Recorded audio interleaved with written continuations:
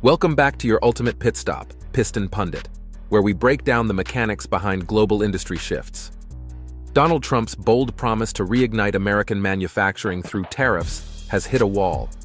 Factories once expected to thrive are now cutting jobs, while allies mirror Washington's protectionist tactics. From drug plants in North Carolina to steel mills in Britain, the ripple effects are shaking entire sectors.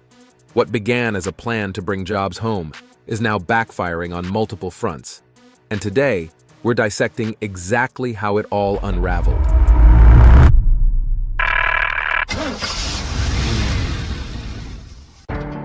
The tariff dream versus reality, when promises collide with power.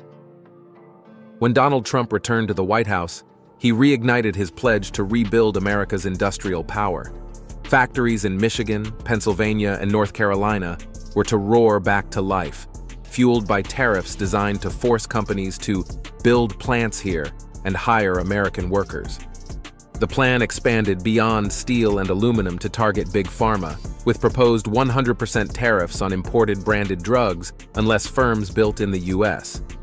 The goal sounded simple: protect jobs and secure domestic production. But the outcome told a different story.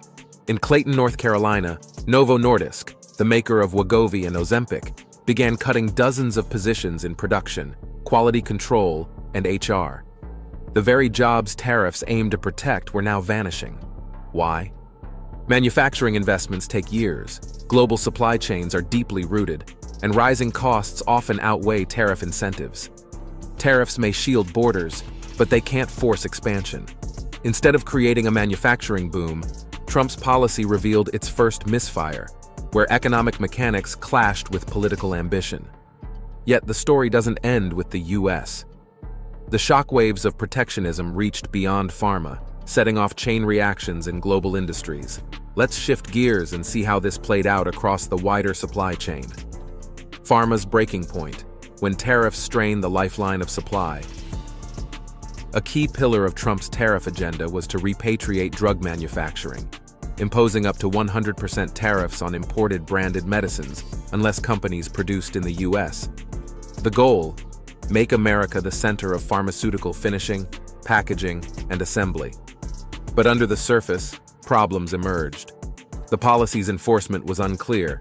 Terms like building plants lacked definition, and timelines were murky. Reports revealed the plan was effectively on hold as regulators and pharma giants debated logistics.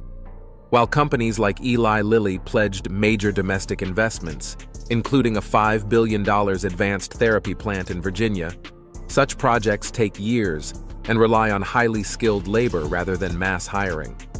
Meanwhile, Novo Nordisk's global restructuring cut 9,000 roles, including U.S. jobs, undermining the tariff's intent. Across the pharma value chain, from APIs to packaging, companies faced rising costs, production delays, and strategic uncertainty. In the end, the effort to force reshoring exposed a deeper flaw. Tariffs can inspire ambition, but they don't guarantee growth, only new strains on already complex supply chains. Before we delve deeper, don't forget to hit like and subscribe. It helps Piston Pundit reach more car and industry enthusiasts who love dissecting the mechanics behind global shifts. Now that we've seen the pharmaceutical fallout, let's steer across the Atlantic, because Europe isn't sitting idle. Europe's Counterstrike, the tariff war, comes full circle. As the US doubled down on protectionism, Europe followed suit. The European Commission recently proposed doubling steel import tariffs to 50% for shipments exceeding reduced quotas, cutting allowable imports to 18.3 million tons, nearly half the previous limit. The message from Brussels is unmistakable. If America fortifies its markets, Europe will too.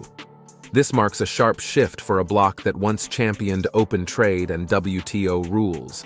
Now, it's prioritizing domestic jobs and industry survival over global free trade ideals. The consequences ripple across continents. Exporters face higher barriers, while manufacturers brace for rising steel costs and shrinking profit margins. For automakers and heavy industry players, steel, the backbone of production, has become a pressure point. Higher costs mean reconfigured supplier networks, relocated factories, and potential job losses. But Europe isn't the only one tightening its grip. Across the Channel, Britain's once mighty steel industry is now under siege, and the stakes are even higher. Britain's meltdown, the steel industry crushed by colliding tariffs. Nowhere is the fallout from tariff wars more severe than in the UK. Once a cornerstone of global steelmaking, Britain's industry is now buckling under pressure. Under the EU's new steel plan, nearly 80% of British exports to Europe face tighter quotas, almost halved, and any excess shipments are hit with a 50% tariff. Industry leaders warn this could be the biggest crisis the UK steel sector has ever faced. The government has already spent £235 million rescuing British Steel's Scunthorpe plant, yet the strain persists. Jobs are at risk, investments delayed, and supply chains rerouted amid fierce competition from cheaper Chinese steel. Unions caution that without decisive safeguards, steelmaking could vanish from the UK entirely. For automakers and suppliers, the consequences are immediate: rising costs, sourcing chaos, and production uncertainty. And that brings us to the bigger picture. What happens when every nation fires up its own tariff engine? Let's zoom out to the global scale. The global shockwave: how tariffs ripple through every supply chain. Here's the crux. When protectionism spreads, the entire global engine starts to sputter. Steel, aluminum, tires, and components flow through international supply chains. So when tariffs rise, costs climb, production relocates, and jobs shift elsewhere, often not to the intended country. In the US, the promised boom in pharma manufacturing never arrived. Novo Nordisk's layoffs proved that point. In Britain, steel jobs are hanging by a thread. Across Europe, retaliatory tariffs mirror US policies, fueling a worldwide trade spiral that fragments supply chains and chills investment. For automakers, this means higher steel and component costs, thinner margins, and reconsidered plant locations. Policy shocks are accelerating long-term change, especially amid China's overcapacity, Europe's energy costs, and shifting alliances.